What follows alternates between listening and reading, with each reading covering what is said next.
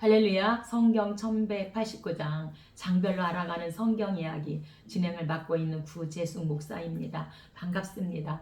지난 시간에 이어서 갈라디아서 함께 해보도록 하겠습니다. 바울이 13권을 기록했는데 13권은 일반 서신, 옥중 서신, 목회 서신으로 나누고 있습니다. 일반 서신, 로마서, 고린도 전서, 고린도 후서, 갈라디아서, 데살로니가 전서, 데살로니가 후서 이렇게 6권이고, 옥중 서신은 에베소서, 빌립보서, 골로새서, 빌레몬서 4장, 목회 서신은 디모데 전서, 디모데 후서, 디도서 3권입니다. 그 중에 갈라디아서는 일반 서신에 들어갑니다. 갈라디아서 핵심 단어는 자유입니다. 갈라디아 교인들에게 율법에서 자유하라 이렇게 말하고, 핵심 구절은 3장 11절입니다. 또 하나님 앞에서 아무도 율법으로 말미암아 의롭게 되지 못할 것이 분명하니 이는 의인은 믿음으로 살리라 하였음이라. 오직 의인은 믿음으로 말미암아 살리라. 율법을 지켜서 구원받는 게 아니라, 의롭게 되는 게 아니라 믿음으로, 예수 그리스도를 믿음으로 말미암아 살게 되어지고 의롭게 되어진다. 3장 11절에서 말하고 있습니다. 핵심장입니다. 핵심장은 5장 성령 열매입니다. 본서는 율법을 행함으로써 구원에 이르는 것이 아니라 그리스도에 대한 믿음으로 의롭게 됨을 설명하는 내용과 더불어서 의롭게 된 자들이 추구해야 할 삶의 내용까지 밝히고 있습니다. 즉 그리스도의 구속의 은혜로 죄와 율법의 올무에서 벗어난 성도들은 스스로에게 부여된 자유를 남용함으로써 방종으로 흐르는 것이 아니라 이를 이웃에게 사랑을 실천하는 기회로 삼아야 한다고 말씀하고 있습니다. 만약 자신에게 주어진 그 자유를 육체의 욕심을 추구하는 기회로 사용한다면 온갖 더러운 육체의 열매를 맺게 되며, 이런 일을 하는 자들은 하나님의 나라를 유업으로 받지 못한다고 5장 17절로 21절에 말하고, 반대로 성령을 쫓아 행하는 자는 자기의 정욕과 욕심을 십자가에 못 박음으로 더러운 것을 벗어버릴 수 있으며 아름다운 성령의 9가지 열매만을 맺게 될 것이라고 22절로 24절에서 말씀하고 있습니다. 갈라디아서 2회입니다. 갈라디아인들에게 보내는 이 서신은 그리스도인의 자유에 관한 헌장이라고 불려지고 있습니다. 이것은 믿음으로 말미암아 의롭게 되며 이로 인한 자유에 대한 바울의 성명서입니다. 바울은 그리스도인의 자유에 대한 이 위대한 대헌장을 그리스도 안에서 소유하게 된 아주 귀중한 자유를 기꺼이 포기하는 사람들에게 보내고 있습니다. 일부 유대인 율법주의자들은 그리스도 안에서의 자유를 율법의 노예로 바꾸려고 갈라디아 신자들에게 영향을 끼치고 있었습니다. 바울은 그들의 잘못된 율법의 행위로서의 복음을 반박하며 믿음으로 말미암는 의로움의 그 우월성을 설명하고 있습니다. 주제입니다. 율법의 행위와는 달리 믿음으로 의롭게 된다. 이것이 긴급하게 바로 잡으려는 갈라디아 책의 주제입니다. 누가 기록했는가? 저자입니다. 바울의 저작권과 이 서신의 통일성에 사실상 이의를 제기하는 사람은 없습니다. 첫 절에서 사도된 바울로 저자를 분명히 밝히고 있기 때문입니다. 언제 기록했는가? 기록 연대입니다. AD 53년에서 56년경으로 본서는 제3차 전도 여행, 그래서 사도행전 18장 에베소 사역 도중에 있던 바울이 제1차 전도 여행 때 자신이 세운 갈라디아 지역의 여러 교회들, 그래서 비시디 안디옥, 수리 안디옥, 이고니온, 루스드라, 더베 교회 등에게 쓴 이 서신입니다. 기록 목적입니다. 그러니까 1차 전도 때 세운 이 갈라디아 지역의 교회들이 3차 전도 여행, 에베소에서 사역을 하고 있을 때 갈라디아 교회의 이 소식을 듣고 이제 일반 서신으로 기록을 3차 전도 여행 때 했다고 말씀하고 있는 것이죠. 기록 목적입니다. 첫 번째는 유대주의자들의 그릇된 율법적 가르침을 반박, 구원은 오직 믿음으로서만 가능함을 확신시켜주기 위해서 기록하였고, 두 번째는 자신의 사도권을 변증함으로써 자신이 전파한 복음의 정당성을 입증시키기 위해 기록하였습니다. 갈라디아에서 어떻게 그리스도를 볼 수 있는가? 그리스도는 신자를 율법의 속박, 그래서 율법주의로부터 그리고 죄의 속박, 방종으로부터 해방시켜 자유하게 하셨습니다. 그리스도의 십자가는 신자를 죄와 율법과 저주로부터 구원한다고 말씀하고 있습니다. 그래서 이 갈라디아서는 율법에서 자유하라. 이 어떤 교사가 갈라디아 지방에 와서 왔는데, 만일 사람이 구원을 얻으려면 모세의 율법을 지켜야 한다는 이런 가르침으로 말미암아 이제 바울이 율법을 지켜서 구원받는 게 아니라 믿음으로 의로워진다, 이런 근본 진리가 가리워지게 되어집니다. 그래서 바울은 이러한 교훈은 갈라디아 교회에 침투하였습니다. 모세의 율법을 지켜서 구원받는다, 그리고 저들의 자유를 멀리하게 한다는 소식을 듣고 이 갈라디아 교인들에게, 지역에 있는 모든 교회들에게 일반 서신으로 편지를 쓴 것입니다. 1장입니다. 복음 기원입니다. 그래서 복음 기원은 내가 누구에게 복음을 배운 게 아니라 예수 그리스도로부터 나는 계시를 받은 나의 복음의 기원은 예수 그리스도다, 1장에서 말하고 있습니다. 바울은 복음의 유일 절대성을 밝힘으로써 다른 복음을 쫓는 갈라디아 교인들의 행위가 배교임을 논증하고 있습니다. 이어 회심 과정과 사도로 활약하기까지의 초기 행적이 고백조로 서술되고 있습니다. 이것은 바울이 자신의 사도권과 복음의 권위를 변증하기 위해서이며, 또한 율법주의자들의 허구성을 지적하기 위해서입니다. 1절입니다. 사도된 바울은, 그래서 사도는요, 헬라어로 아포스톨로스, 그래서 보냄을 받은 자라는 뜻을 가지고 있고, 예수님이 부르신 12제자뿐 아니라 바울과 바나바도 하나님께서 복음을 전파한 그런 사도로 세우셨다. 그래서 바나바, 바울도 복음을 전파한 자들에게 적용된다. 12제자뿐 아니라 바울과 바나바도 적용된다, 이렇게 말하고, 그러나 성도나 형제라는 그런 단어는 모든 그리스도인에게 적용되는 용어는 아니고, 이 사도는 12제자 또는 바울과 바나바와 같은 이런 사람들, 그래서 복음을 전파하는 사람들을 의미하고 있습니다.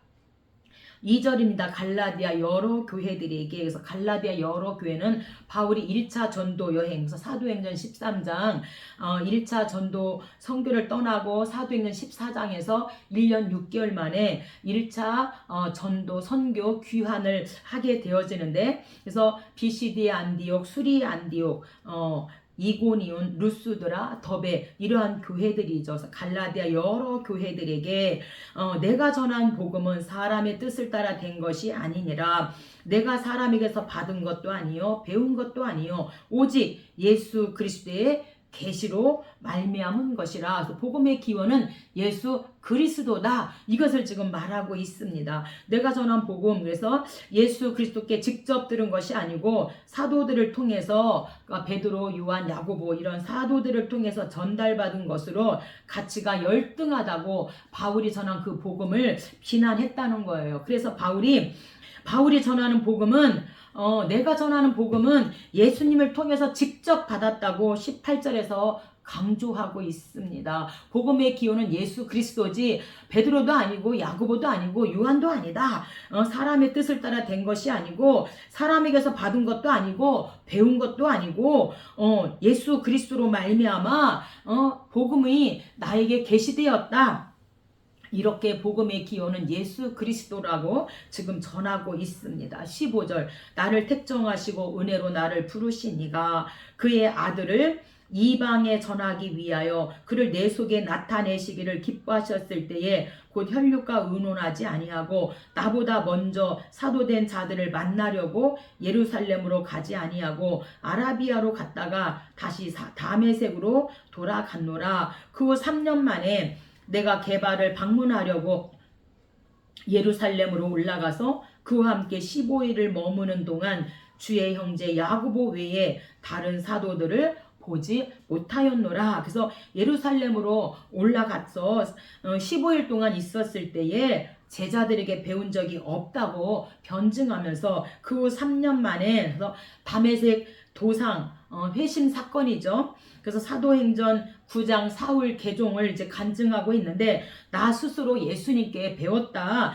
제자들에게 배운 게 아니다, 이렇게 복음의 기원은 예수 그리스도다. 그러니 내가 받은 복음, 내가 전하는 복음이 열등하지 않다. 지금 이렇게 말하고 있는 것이죠. 15일 동안 짧은 기간에 어떻게 배울 수가 있느냐. 고로 제자들에게, 베드로, 요한, 야고보에게 배운 게 아니라 직접 복음의 기원은 예수 그리스도다. 예수님에게 나는 계시를 받았다. 이렇게 변증하고 있습니다. 2장입니다. 2장은 사도권 인정입니다. 예루살렘 교회에서 이제 나에게 사도권을 인정했다. 이렇게 2장에서 말하고 있습니다. 바울의 3차 예루살렘 방문 사건의 배경으로, 당시 바울이 예루살렘을 방문했을 때 할례의 무용성과 이방인들에 대한 율법을 강요 금지가 결정되었습니다. 바울이 이 사건을 재론한 것은 아직도 구약 율법의 조항에 얽매여 있는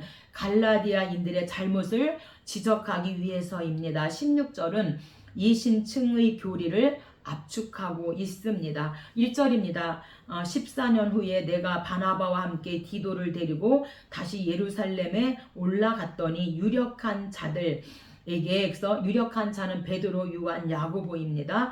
베드로에게 역사하사 그를 할례자의 사도로 삼으시니가. 그래서 이 베드로는 본방 백성 유대인들에게 복음을 전하고 잃어버린 양을 찾으라고 그렇게 할례자의 사도로 삼으신 하나님께서 또한 내게 역사하사 나를 이방인의 사도로 삼으셨느니라. 이방인들에게 복음을 전하라고 나를 사도로 삼으셨다. 또 기둥같이 여기는 야고보와 게바와 요한도 내게 주신 은혜를 알므로 나와 바나바에게 친교의 악수를 하였으니. 그래서 친교의 악수를 했다는 것은 사도권을 인정했다. 예루살렘 교회의 중요 기둥 같은 베드로, 야고보, 요한이 나를 사도로 나를 사도로, 바나바와 이 바울을 사도로 인정하여 친교의 악수를 하였다. 예루살렘 교회가 나를 사도로 인정했다. 이렇게 2장에서 증명하고 있습니다.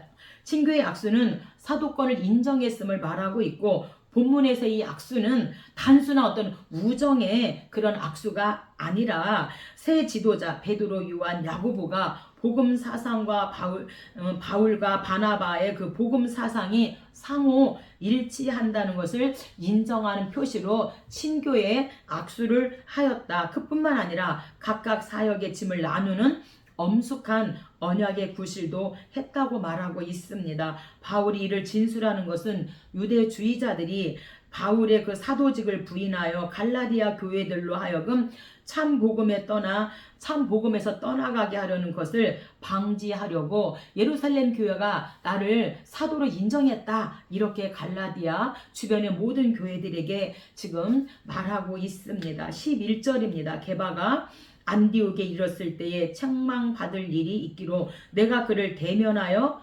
책망하였노라. 오히려 내가 본방 유대인들의 사도로 삼은 이 베드로를 오히려 내가 뭐 했다고요? 책망받을 일이 있기로 내가 책망하였다. 이렇게 지금 말하고 있습니다. 12절 야고보에서 온 어떤 이들이 이르기 전에 게바가 이방인과 함께 먹다가 그들이 오매 그가 할례자들을 두려워하여 떠나 물러가매 남은 유대인들도 그와 같이 외식함으로 바나바도 그들의 외식에 유혹되었느니라. 베드로가 외식하니까 그 주변에 있는 모든 사람들도 그렇게 똑같이 외식을 하게 되어져서 내가 오히려 베드로에게 대면하여 책망하였다고 말하고 있습니다. 14절 그러므로 나는 그들이 복음의 진리를 따라 바르게 행하지 아니함을 보고 모든 자 앞에서 게바에게 이르되 내가 유대인으로서 이방인을 따르고 유대인답게 살지 아니하면서 어찌하여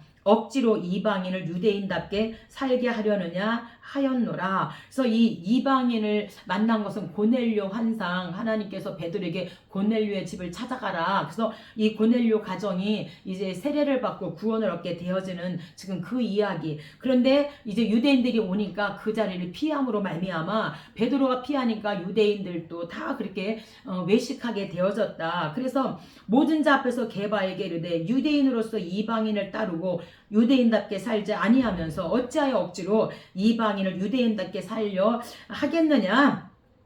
율법의 행위로서는 의롭다함을 얻을 육체가 없느니라. 내가 율법으로 말미암아 율법에 대하여 죽었나니 이는 하나님에 대하여 살려 함이라. 아멘. 그래서 율법에 대하여 죽었다는 것은 율법에 대한 엄격한 복종으로 구원을 얻을 수 있다고 생각했다는 거예요. 그래서 율법을 지킴으로 구원을 얻을 수 있다고 생각한 그런 신앙 사상을 철저히 버렸다, 이런 뜻으로 말하고 있고, 율법을 지켜서는 구원받을 수 없다. 그래서 하나님에 대하여 살려 함이라 이렇게 말씀하고 있습니다. 21절 만일 의롭게 되는 것이 율법으로 말미암으면 그리스도께서 헛되이 죽으셨느니라. 아멘. 우리가 이 율법을 다 지켜서 구원을 받는다면 예수님의 십자가 죽음은 헛되다. 그래서 의인은 없나니 하나도 없고 로마서 1, 2, 3장에서 죄에 대해서 말하고 있는데 이유전, 그래서 이방인도 죄인이고 유대인들도 율법을 지킨다는 유대인들도 죄인이고 전 인류가 다 죄 아래 있다. 그래서 이 모든 죄 아래 있는 사람들이 십자가 앞에 예수님 앞에 나와야만 의롭게 되어진다. 이렇게 로마 교인들에게 말한 것처럼 우리가 율법을 지켜서 구원을 얻는다면 예수님이 헛되이 죽으신 것이다.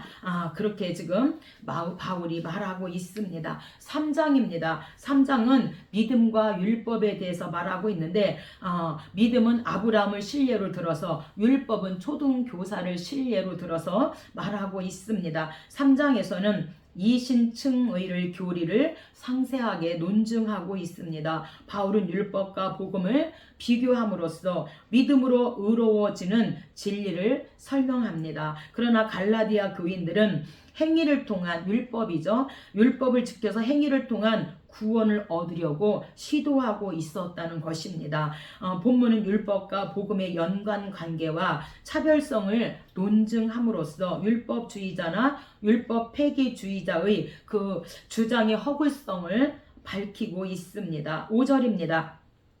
너희에게 성령을 주시고 너희 가운데 능력을 행하시는 이의 일이 율법의 행위에서냐 혹은 듣고 믿음에서냐. 아브라함이 하나님을 믿음에 그것을 그에게 의로 정하셨다 함과 같으니라. 아브라함은 믿음으로 이제 의롭게 되어졌는데 하나님께서 창세기 12장 이제 아브라함을 부르십니다. 갈대아 우르를 떠나 본토 친척집을 떠나라. 그랬는데 이 그랄에서 또 애굽에서 자기 아내를 2번씩이나 누이라고 속여요. 그럼에도 불구하고 이 아브라함이 믿음으로 말미암아 의롭다 이렇게 정하셨다 함과 같다. 그래서 이 아브라함은 이 믿는 사람들의 대표성의 원리입니다. 근데 그 아브라함이 하나님을 믿음에, 그래서 하나님을 믿었는데 창세기 15장 횃불 언약인데 내 몸에서 날짜가 상속자다 이렇게 하나님께서 말씀하고 있습니다. 근데 그걸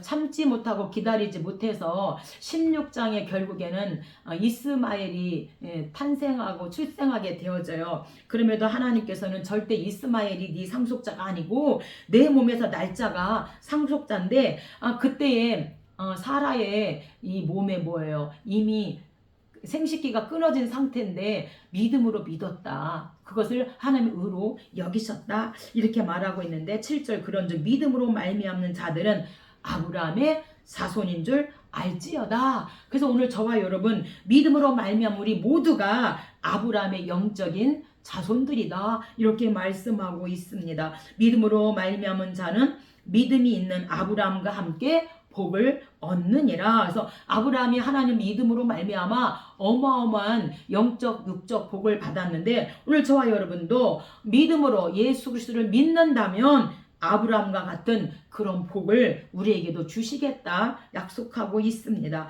14절입니다. 이는 그리스도 예수 안에서 아브라함의 복이 이방인에게 미치게 하고 또 우리로 하여금 믿음으로 성령의 약속을 받게 하려 함이라. 아멘. 그래서 아브라함의 복이 오늘 이방인은 우리에게도 미치게 하고 하나님께서 우리에게 복을 주시겠다 약속하고 있습니다. 이게 바로 믿음. 아브라함은 비유를 들어서 믿음을 믿는 이방인의 우리에 대해서 말하고 23절부터는 율법에 대해서 말하고 있습니다. 믿음이 오기 전에, 예수 그리스도가 오기 전에 우리는 율법 아래에 매인바 되고 계시될 믿음의 때까지 갇혔느니라. 율법이 우리를 그리스도께로 인도하는 초등교사가 되어, 그래서 우리가 로마서 7장이 율법 역할이고 8장이 성령 역할인데, 로마서 7장 율법을 주신 것은 율법을 통해서 죄를 깨닫게 하기 위해서라는 거예요. 그래서 우리가 십계명에 그 십계명을 들어서 그 율법이 없었다면 내가 어떻게 어떤 죄를 지었는지 알 수 있었겠느냐. 율법을 통해서 우리가 죄를 깨달았다면 로마서 8장에 성령님께서 오라 나는 공고한 사람이로다 이렇게 우리가 표효할 때 로마서 8장 성령님이 우리를 예수 그리스도께로 인도한다 이렇게 말한 것처럼 율법이 우리를 그리스도께로 인도하는 초등교사가 되어 믿음이 온 후로는 우리가 초등교사 아래에 있지 아니하도다. 너희가 다 믿음으로 말미암아 하나님의 아들이 되었으니. 그래서 로마서 7장 율법 역할은 죄를 깨닫게 하는 것이고 바로 율법 역할은 초등교사다. 그래서 예수 그리스도께로 인도하는 데까지만 이 초등교사가 하는 일인데 헬라어로 파이다고 고스라는 말로 귀족 자녀들, 그래서 귀족 자녀들을 가정 교사로서 초등학문을 초등교사가 가르치며 행동을 돌보아주는 노예이고요. 또한 아이들이 어릴 때만 이 초등교사가 가리키는 한시적인 것이고 교사 일은 하지만 여전히 노예인 것처럼 율법이 오기 전까지 믿음이 오기 전에는 율법 아래 우리가 매인바 되었지만 이제 믿음이 온 후로는 우리가 초등교사 아래 있지 아니하다. 율법 아래 있지 않다. 이렇게 말씀하고 있습니다. 4장입니다. 4장은 종의 자녀냐 자유자의 자녀냐 이어서 지금 3장의 믿음과 율법에 이어서 함께 다시 정리를 해주는 게 율법주의자는 종의 종이고 복음 받은 자는 자유자의 자녀다. 3장에 대한 말씀을 다시 연결해서 말씀해 주고 있습니다. 상속자 비유를 통해 복음의 우월성을 보다 확실하게 밝히고 있습니다. 복음의 진리를 깨닫는 자는 율법의 요구에서 해방되어 하나님 나라를 상속하게 되어지는데 이 비유 역시 율법주의자들을 염두에 둔 것입니다. 유대주의자들은 율법을 지켜서 구원받는다. 이렇게 갈라디아 교인들에게 지금 이 믿음, 예수 그리스도를 갇히게 만드는 이 사건 때문에 바울은 두 언약, 아브라함의 아내였던 하갈과 사라를 빗대어서 지금 이렇게 언급하고 있습니다. 5절입니다. 율법 아래에 있는 자들을 속량하시고 우리로 아들의 명분을 얻게 하려 하심이라. 그래서 아들의 명분은요 양자됨을 뜻하고 있지요. 하나님은 유대인이든 이방인이든 예수 그리스도를 믿는 자는 누구나 아들과 후사로 여기시고 가족으로 삼으신다. 그래서 아들의 명분을 얻게 하려 하심이라. 너희가 아들이므로 하나님이 그 아들의 영을 우리 마음 가운데 보내사 아빠 아버지라 부르게 하셨느니라. 아멘. 우리가 그래서 하나님을 부를 때 하나님 아버지 제일 먼저 하나님 아버지 감사합니다. 하나님 아빠 감사합니다. 제일 먼저 우리가 하나님을 아버지라 하나님을 아버지라 부르는 자는 좋은 일이 있으리라. 크게 있으리라. 하나님을 우리가 아버지라 부를 수 있도록 아들의 영을 마음 가운데 보내사 아빠 아버지라 부르게 하셨다. 이렇게 말씀하면서 이어서 22절 아브라함에게 두 아들이 있으니 하나는 여종에게서 하나는 자유 있는 여자에게서 낳다 하였으며 여종에게서는 육체를 따라 낳고 자유 있는 여자에게서는 약속으로 말미암았느니라. 그래서 육체를 따라서 나왔다는 것은 율법의 종이다 이렇게 말하고, 자유 있는 여자는 복음을 받은 자다 이렇게 말하고 있습니다. 그래서 육체를 따라 낳았다는 것은 하나님의 약속, 그 창세기 15장 5절에 그 믿음으로 하나님께서 정말 아브라함이 하나님의 말씀을 믿었기 때문에 의로 여기셨는데, 그 하나님의 약속의 성취를 기다리지 못한 사라의 그 육신적 생각을 따라서 이스마엘을 낳았다는 뜻입니다. 형제들아, 너희는 이삭과 같이 약속의 자녀라. 그러나 성경이 무엇을 말하느냐? 여종과 그 아들을 내쫓으라. 여종의 아들이 자유 있는 여자의 아들과 더불어 유업을 얻지 못하리라. 율법과 더불어 믿음이 유업을 얻을 수 없으니 율법을 내쫓으라. 율법을 통해서는 구원받을 수 없다. 지금 율법을 통해서는 죄를 깨닫게 해주는 것이다. 지금 이렇게 말하고, 예수 그리스도 믿음 안에 있어야 유업을 얻게 되어짐을 말하고 있습니다. 31절, 그런즉 우리는 여종의 자녀가 아니요 자유 있는 여자의 자녀니라. 그래서 3장의 믿음과 율법을 지금 4장에 연결해서 자유는 여자, 유업을 얻을 자냐 아니면 종의 아들이냐 율법이냐 이것을 또 연결해서 3장과 4장에서 말하고, 5장은 성령 열매에 대해서 말씀합니다. 5장은 성도의 마땅한 생활 자세를 언급하고 있습니다.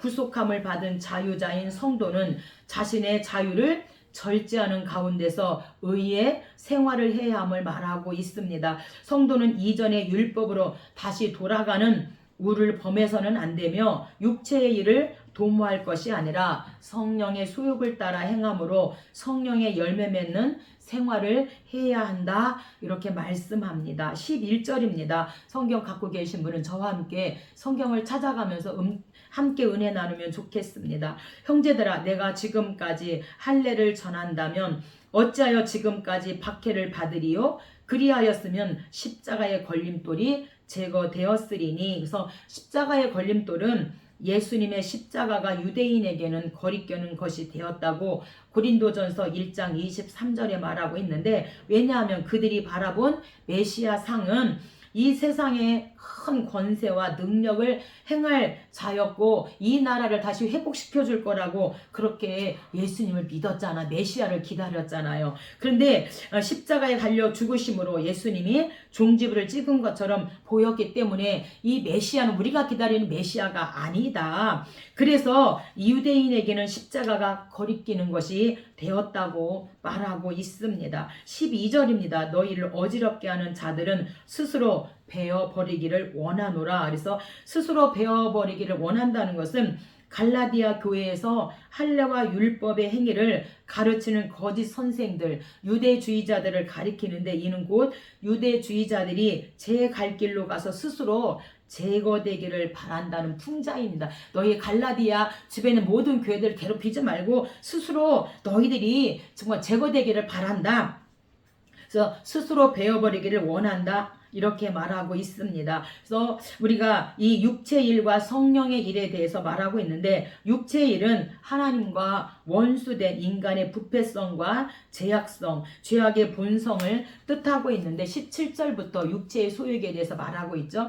육체의 소욕은 성령을 거스리고 성령은 육체를 거스리나니, 육체의 일은 음행, 더러운 것, 호색, 우상 숭배, 주술, 먼수 맺는 것, 분쟁, 시기, 분냄, 당짓는 것, 분열함, 이단, 투기, 술취함, 방탕함, 또 그와 같은 것들이라. 전에 너희에게 경계한 것 같이 경계하노니, 이런 일을 하는 자들은 하나님 나라를 유업으로 받지 못할 것이요. 그래서 이런 일을 하는 자들은 위에 열거한 육체의 소욕에 일어나는 이런 육체 일을 상습적으로 행하는 자들을 말하고 있습니다. 그래서 비록 그리스도인이라 할지라도, 예수 믿는다 할지라도 이렇게 상습적으로 육체의 소욕을 따라 행하는 자들은 하나님의 나라를 유업으로 받을 수 없다 이렇게 말하고, 바울의 그 윤리는 내세관과 직결되어 있습니다. 그러므로 그리스도인은 천국 시민으로서의 이 땅에 살고 있음을 말하고 있습니다. 23절부터는 성령의 열매에 대해서 말하고 있습니다. 오직 성령의 열매는 사랑, 희락, 화평, 오래 참음, 자비, 양선, 충성, 온유, 절제니 이 같은 법을 금지할 법이 없느니라. 그리스도 예수의 사람들은 육체와 함께 그 정욕과 탐심을 십자가에 못 박았느니라. 아멘. 예수를 믿는다면서도 육체의 소욕을 따르면 하나님의 나라의 유업을 얻을 수 없지만 이제 육체를 우리가 십자가에 죽이고 정말로 이 성령의 열매를 따라 육체와 함께 그 정욕을 탐심을 십자가에 못 박고 성령의 열매를 맺어라 이렇게 말하고 있습니다. 마지막 6장입니다. 이제 우리가 성령의 일과 육체의 일을 바울이 말하고 갈라디아 교인들에게 또 믿음으로 갈 거냐, 율법을 지켜서 구원받는다고 율법을 지킬 거냐, 오신 예수 그리스도를 믿고 정말 믿음으로 의롭다함을 받을 것이냐, 너희는 어디에 파종할 거냐. 6장이 파종 법칙입니다. 육체로부터 육체에 썩어질 것을 파종할 거냐, 아니면 성령부터 영생을 거두도록 너희들이 파종할 거냐, 이제 결정하라. 6장에서 파종 법칙에 대해서 말하고 있습니다. 믿음으로 구원받은 성도는 죄인에게 온유하며 스스로 겸손하며 다른 성도들의 어려움에 동참하며 자신의 재물을 하나님 나라와 교육자를 위해 선용하라고 말씀하고, 성도는 형제의 범죄를 온유한 심령으로 바로잡으며 그 범죄를 자기 자신을 들여다보는 거울로 삼아 살펴야 된다고 말하면서 어디에다가 파종할 거냐, 육체냐 성령이냐 말하고 있습니다. 6절입니다. 가르침을 받는 자는 말씀을 가르치는 자와 모든 것을 함께하라. 가르침을 받는 자는 말씀을 가리키는 사도들을 말하고 있습니다. 그래서 모든 것을 좋은 것을 함께하라는 것은 사도는 여기서 특별히 물질적인 것을 생각하고 있는 것 같습니다. 7절입니다. 어쨌든 말씀을 가리키는 자들과 좋은 것을 함께 하라고 말하고, 7절 스스로 속이지 말라. 사람이 무엇으로 심든지 그대로 거두리라. 그래서 우리가 파종을 어디다 할 거냐, 육체로부터 썩어질 것에 파종할 거냐, 성령으로 영생에 파종할 거냐 말하고 있는데, 여기서 무엇으로 심든지는 것은 오늘의 삶, 오늘의 삶은 어저께 과거에 심은 것을 거두는 삶이고요. 미래는 오늘 심은 것, 내가 오늘 심은 것으로 내일 미래의 것을 씨앗을 거두게 되어지기 때문에 오늘 저와 여러분은 축복 씨앗을 심어야 될 줄로 믿습니다. 8절입니다. 자기의 육체를 위하여 심는 자는 육체로부터 썩어질 것을 거두고 성령을 위하여 심는 자는 성령으로부터 영생을 거두리라. 그래서 어디다가 파종할 것이냐, 썩어질 것을 거둔다는 것은 영원한 멸망을 가리키며, 이 멸망은 육체와 영혼 모두에게 관련되어 있습니다. 그러나 성령을 위하여 심는 자는 성령으로 하여금 그 뜻대로 행하도록 자신을 맡기는, 하나님의 뜻에 맡기는 사람을 뜻하고 있습니다. 영생을 거두래. 영생은 바울은 5장 21절에서 하나님의 나라를 유업으로 받는 것에 대한 말을 한 후에 여기서는 영생을 거두는 것에 대해서 언급하고, 이 전자는 5장은 이스라엘이 약속의 땅을 상속받음 같이 상속받게 될 그 영역에 초점을 맞추고, 이 후자 영생은 그 영역에서 누리게 될 그 복된 그 생명에 초점을 맞추고 있습니다. 9절입니다. 우리가 선을 행하되 낙심하지 말지니 때가 이름에 거두리라. 그러므로 귀에 있는 대로 모든 이에게 착한 일을 하되 더욱 믿음의 가정들에게 할지니라. 그러나 내게는 우리 주 예수 그리스도의 십자가 외에 결코 자랑할 것이 없으니 그리스도로 말미암아 세상이 나를 대하여 십자가에 못 박히고 내가 또한 세상을 대하여 그러하니라. 아멘. 이렇게 우리가 1장부터 6장까지 갈라디아서를 생각해 보았습니다. 갈라디아와 그 주변의 교회들에게 말씀을 전하고, 편지로 말씀을 전하고, 오늘 우리들에게도 지금 이렇게 바울을 통하여 말씀하고 있습니다. 정말 율법을 지켜서 구원을 얻는다, 이런 사람이 있는가 하면 오직 의인은 믿음으로 말미암아 살리라. 그래서 오직 바울은 오직 십자가 외에는 난 자랑하지 않겠다. 지금 이렇게 말하고 있습니다. 유대인들은 율법을 지켜서 모세의 율법을 지켜서 구원받는다 이렇게 말하고 있는데 오늘 저와 여러분은 정말 오직 십자가 외에 결코 자랑할 것이 없어요. 예수님의 십자가, 예수 십자가가 생명이잖아요. 예수님만 따라가고 예수님만 자랑하고 예수님만 의지하고 나아가면 좋겠습니다. 다음 시간에 이어서 함께 하도록 하겠습니다. 감사합니다.